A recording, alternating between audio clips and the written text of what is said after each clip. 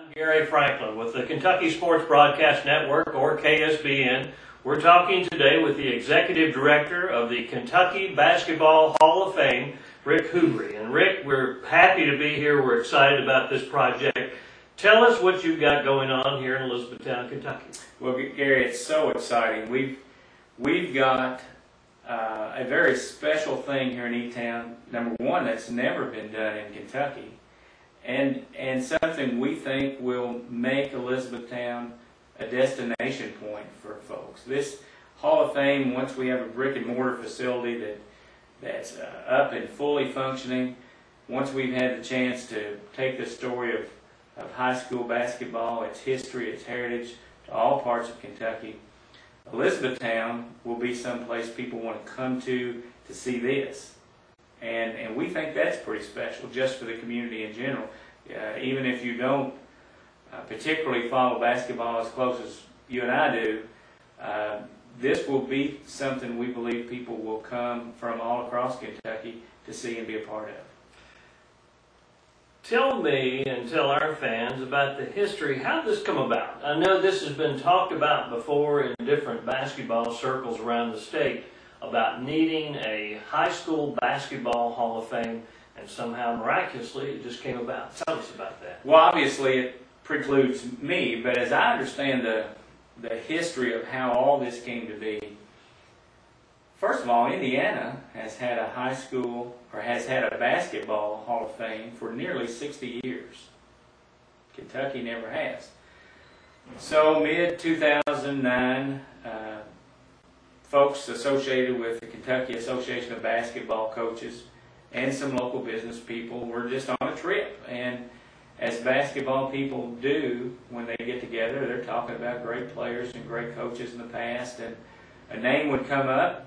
And at the time, Coach Bevers, Ron Bevers at North Arden, was president of the Coaches Association. And they talk about a certain player and how great he was, and somebody said, well, yeah, but he's a Hall of Famer. And Coach Bevers would have to say, no, he's not in the Hall of Fame, or she's not in the Hall of Fame. So they come up with a whole list of great legendary players and coaches who had never been recognized. As you know, there are two major Halls of Fame in Kentucky, the KSBN and the Kentucky Athletic Hall of Fame. KSBN does a wonderful job. They're an outstanding organization, but as their umbrella has grown through the years, where 50, 60, 70 years ago, you just had high schools playing basketball and baseball and a few playing football. Now KSBN has an umbrella that encompasses lacrosse and volleyball and swimming, and recently got expanded to bowling and fishing. You know, you've got all kinds of things under their umbrella they didn't used to have. And as that purview got larger, the space in their Hall of Fame, if you will, for what we consider to be the signature foundation, cornerstone high school sport in Kentucky, high school basketball, had fewer and fewer opportunities to be recognized. And you couple all of that with, we're all getting older, and there is an era that is passing us that once it's gone, it'll never be back. And while we still have so many great players from the 40s and 50s who are still active athletically, if you will, in the peripheral areas of ball games and schools and those kinds of things, we've lost all the members of the 1929 Ashland National Championship high school team, and those kinds of legends are all gone. But we still have plenty left, and the Coaches Association just decided it was time to have an organization to pay a fitting tribute to the men and women who have made outstanding contributions to this game. You know, at one time in Kentucky, there were over 600 schools playing basketball. Now there are less than 300. And at one time, even when we were growing up, every community had a school, every school had a community, and every little community school had a basketball team. It was a place and an element that communities took great pride in. We didn't have 200 or 300 cable television stations to watch at night. It was an event. High school basketball was the thing small town Kentuckians did. We've talked about why you would need a Kentucky High School Basketball Hall of Fame. So tell me why Elizabethtown. Obvious, first, easy answer is our location. Depending on your vantage point, the Bluegrass Parkway and the Western Kentucky Parkway either start or end in Elizabethtown. I-65 runs right through Elizabethtown. The 31W corridor goes right through Elizabethtown, as does Highway 62. We are truly the most accessible community in Kentucky. That's the easy answer. The other answers would be also that we're big enough as a city and as an area to handle a project this size, but we're also small enough to keep it a good hometown feel. Louisville, Lexington are big cities, and when you come to E-Town, you come to small town Kentucky, and it just has the right feel. A third reason that I think E-Town was chosen, we do have a reputation of some decorum and a way to honor things. You look at the military influence in our county and just where we are historically in the state. Things done in E-Town are usually done very first class and done the right way. And so there was just a lot of a fit for this community, and this community wanted it more than the Winchesters, Bowling Greens, and other places. The first, or the inaugural class, has been chosen for the Kentucky High School Basketball Hall of Fame, and we've talked in depth about these players and coaches that have been that will be inducted into the Hall of Fame.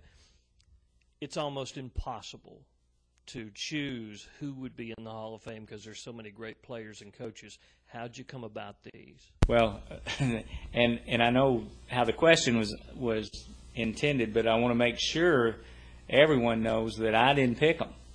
You know, there is a process, and as you said, when you look at trying to catch up for 100 years of players and coaches, where do you start? How do you start?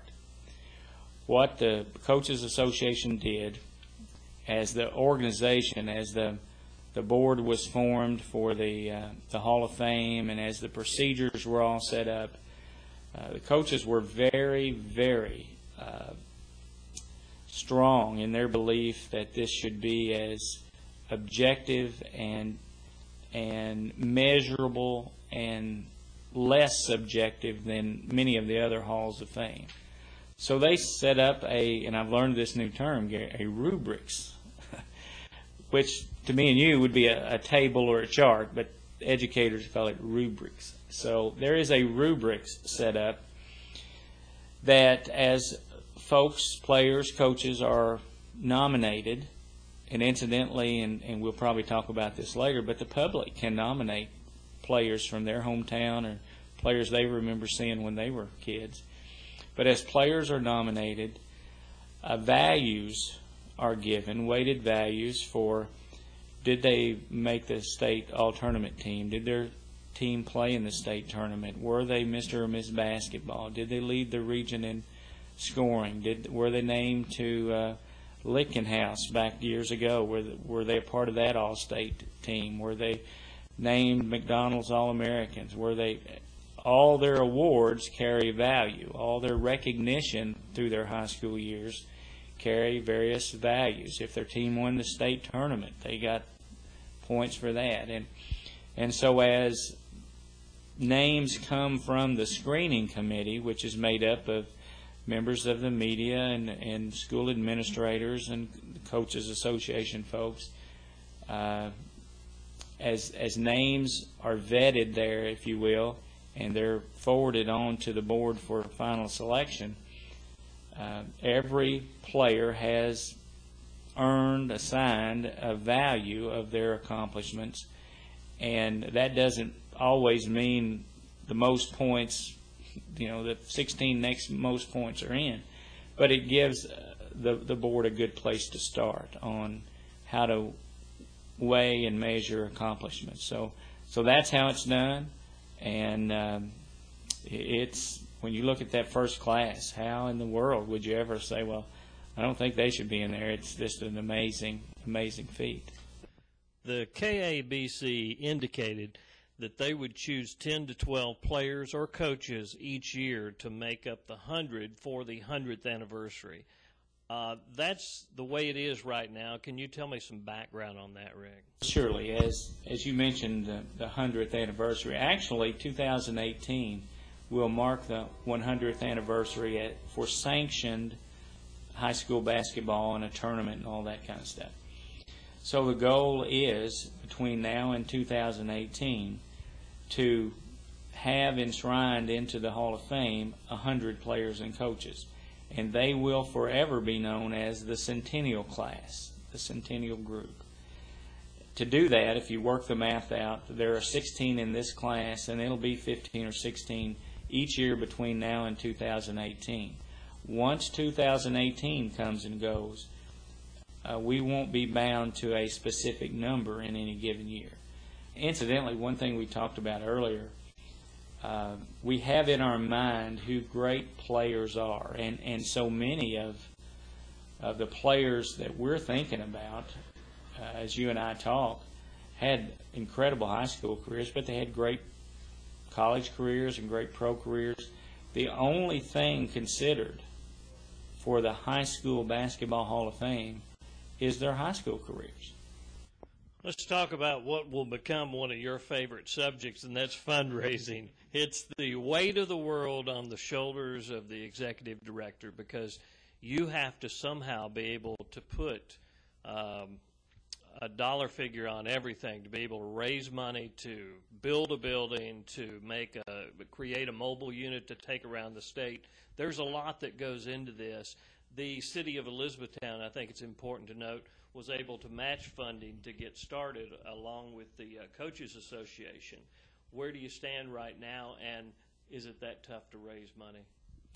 Well, it's tough times economically for everybody, but we're thinking big picture, as we go through growing this Hall of Fame. One thing I mentioned when I talked to civics groups and I'm on the air in other communities across Kentucky, Elizabethtown is the home for the Hall of Fame. But the Hall of Fame belongs to all of Kentucky. And so we are currently in discussions with some major corporations to be involved with us, and everyone's listening at this point, and which is a good thing, because we do have a vision for this that does extend into education, does have a historical aspect. It has been very well received by the companies and the individuals we've talked to be involved as a corporate sponsor. You can't fund this and the plans and the vision for this Hall of Fame with golf scrambles and small things. You can do an incredible amount of publicity and public events and those kind of things, which will be really good PR and community goodwill, and we will do a lot of that stuff. But ultimately, we'll have to have some corporate muscle behind us. We'll have to have, hopefully, a Kentucky corporation step forward and say, hey, we like what you're doing, we like what you stand for, we agree with the vision, and we want to be a part of that. And let's talk about what's coming up next month. First off, the golf scramble. We will have a golf scramble in July, on July 13th, and that's going to be at the Elizabethtown Country Club. Right. And you are able to sign up right now, so you can contact you, and your contact information will put at the end of this interview, so they'll be able to contact you to sign up for teams for the golf scramble. So we have a pretty nice golf course in Elizabethtown Country Club. We do, and these scrambles are always the kinds of things that grow with time, and the response has been good. We still are taking golfers. Any company who wants to be a whole sponsor, whole sponsorship is $1,000, and for that we will obviously give you a sign on one of the holes congratulating or supporting any segment of the group of inductees you might want. We'll be very open to any of that. There are complimentary preferred seating arrangements at our induction ceremony that host sponsors get. We will have group photos and things of that historic first class that host sponsors will receive. Plus they get a team, a foursome in the scramble, and all the gifts that go with that, the apparel and what have you. So we think that's a good deal. We think it's a way that companies can be involved and not at a level that would be outlandish.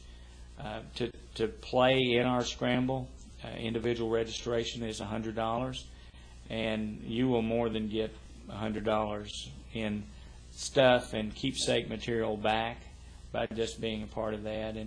And who knows, we'll have some of the inductees there that day that will get to mix and mingle with those who are golfing, and that'll be an informal place to visit and get to see some of these people. Well, I think it's important to be said that whether you're a golfer or not, this would be a great day to spend out on the golf course, just simply because it goes to such a great cause. And this gives a good platform or a good foundation to start getting the ball rolling for the Hall of Fame, because in the future you're looking at putting a structure in Elizabethtown or buying an existing structure in Elizabethtown to house the Hall of Fame. And I'm sure at some point you've gone through the planning of this or looked at some plans of this. Tell me what's in your mind right now, and I won't hold you to it. Well, what's in our mind right now for the immediate future is this mobile unit.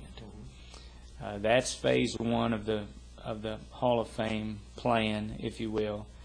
And we envision this mobile unit traveling around to elementary schools and to community days and county fairs and even on the college campuses at Western, Eastern, UK, U of L, when they have their basketball camps, to allow players and parents to go through the Hall of Fame that will have, as part of that mobile unit, interchangeable displays and kiosks to talk about the history and heritage of basketball. And our goal is to reconnect communities with those schools and those teams, and that time, that era that maybe is behind us, but everybody secretly hopes may someday come back.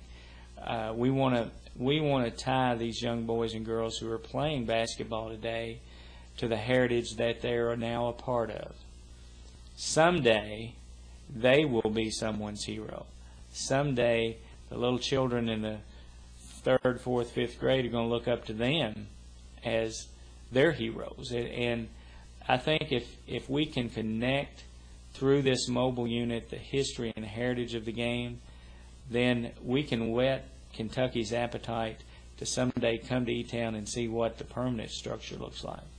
An exciting night coming up on July the 14th. It's a Saturday night, and that is the first induction ceremony that's going to be at the historic State Theater in Elizabethtown. And this had to be one of the most fun parts for you to put this together. Well, it's been quite a challenge trying to do it in such a short period of time. I think the real fun part will be next year's group when you've got a year to prepare for it. But yeah, it's very exciting. It's going to be a fun night.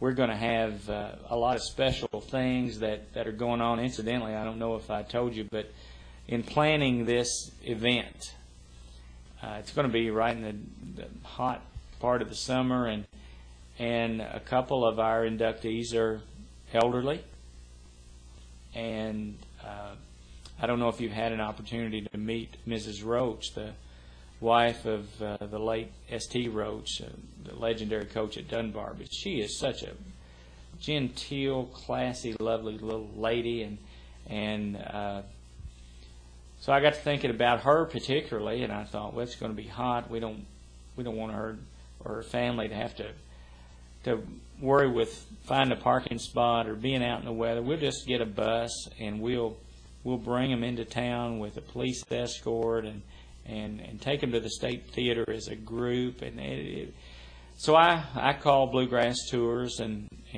talk about getting one of those big blue buses down here. And I'm talking to the young man on the other end of the phone, and I'm telling him what size bus I need and how long I'm going to need it, and all that goes with that. And the conversation's about over, and I say, and I don't know why I said it, but I said, we have some elderly folks in this group, and we just want to take care of them. We have Mrs. Roach, and we have Wawa Jones. And the young man said, yeah, I know, that's my grandfather. I said, you're kidding me. He said, no, you need to talk to my dad. So about 30 minutes later, phone rings, and the fellow says, this is Wawa Jr. Rick, I appreciate you calling. We've got several who want to come down from Lexington to see Dad get inducted, and we were thinking about bringing a bus anyway. And so we work out some details, and we talk about that, and we're just about finished with the conversation. And he said, you all realize you're inducting Dad on his birthday, right? And I said, we had no idea. You're kidding, right? And he said, no, it'll be my dad's 86th birthday. So in addition to all the activities, this is Wawa Jones's 86th birthday on the 14th of July, and we'll have a little thing for him, a little cake, and so we're just going to have a lot of fun with it. And never, ever again will this group of legends, a historic night in E-Town, never will they ever be together again under one roof. And when you look at Rex Chapman coming from Phoenix, and Clement Haskins coming from California, and Wes Unseld coming from Baltimore, they won't ever be together. So it'll be quite a night here in E-Town. Well, it'll be quite a night for Kentucky, because we will be able to kick off the inaugural class of the Kentucky Basketball Hall of Fame. It's so exciting to be a part of this. If you're a basketball fan on any level, it's exciting to have this here in Kentucky, finally, a Hall of Fame. And also, just here in Elizabethtown, we should see a huge turnout, just simply because this is a big basketball town. We have a lot of high schools here that compete on a routine annual basis, and it should be a lot of fun. So I have to ask you, to finish up this interview, to me, this would be the dream job. So is it to you the dream job? There's no question. There is just absolutely no question. I was somewhere last week, actually. To answer your question, I was in Louisville last week, and Kim and I are sitting there at a table having dinner and at a banquet, and the table in front of me, there's Hagan, Ramsey, Saropoulos, Bobby Watson. The table behind me is Louis Dampier, Jeff Van Note. 4 or 5 tables that way, you've got Rick Roby, and you tell me, is this is just almost too good.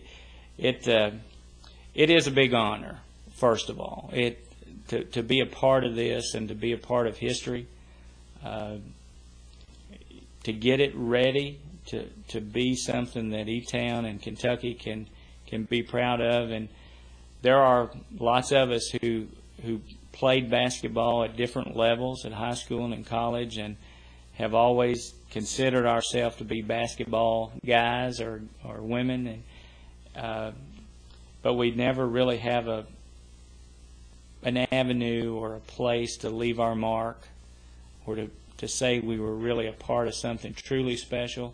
And every day when I get up, I have a chance. Doesn't mean I will, but I have a chance to be a part of something really special. And I've spent a career, a lifetime, thinking of myself as a basketball guy. For finally, at my age, I get a chance to really I tell people I'm a basketball guy, and I don't have to win any games. That even makes it even better. Thank you so much for taking this time today to talk to us about this. Look forward to the golf scramble coming up on July the 13th, and of course here in Elizabethtown, the first induction ceremony for the Kentucky High School Basketball Hall of Fame. I'm Gary Franklin with KSBN.